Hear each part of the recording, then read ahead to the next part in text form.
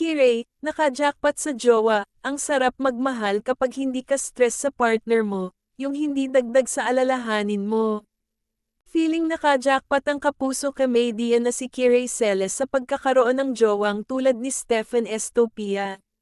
Muling ibinandera ng komedyana ang kanyang pagmamahal at pasasalamat sa longtime boyfriend na itinuturing niyang isa sa mga biggest blessing na natanggap niya mula sa langit.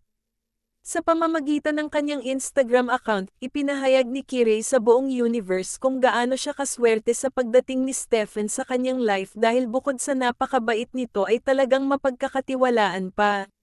Sa caption na inilagay ni Kirei sa kanyang IG post, inilarawan niyang isang healthy relationship ang pagsasama nila ni Stephen at talagang araw-araw niya itong ipinagpapasalamat.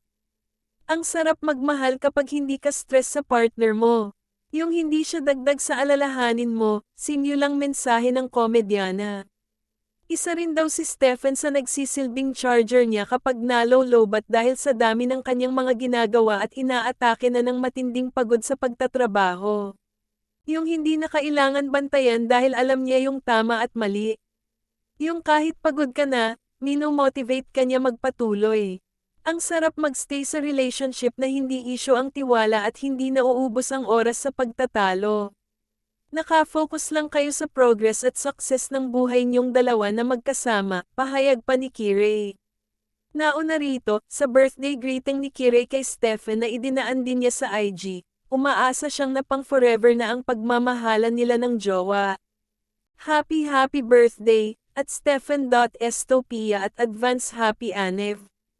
Going 4 years na tayo, kaya alam kong 4 ever na to. Ay, ang mensahe ng komedyana para sa kanyang Mr. Right. BTW, sa Camp Irog sa Daraitan kami nagstay. Check nyo sila, napaka-relaxing at ang ganda-ganda dito. Dugtong pa niya. Bumuhos naman ng magaganda at positibong komento mula sa netizens at halos lahat ay nagsabing sana nga ay sila na ang magkatuluyan hanggang sa ending.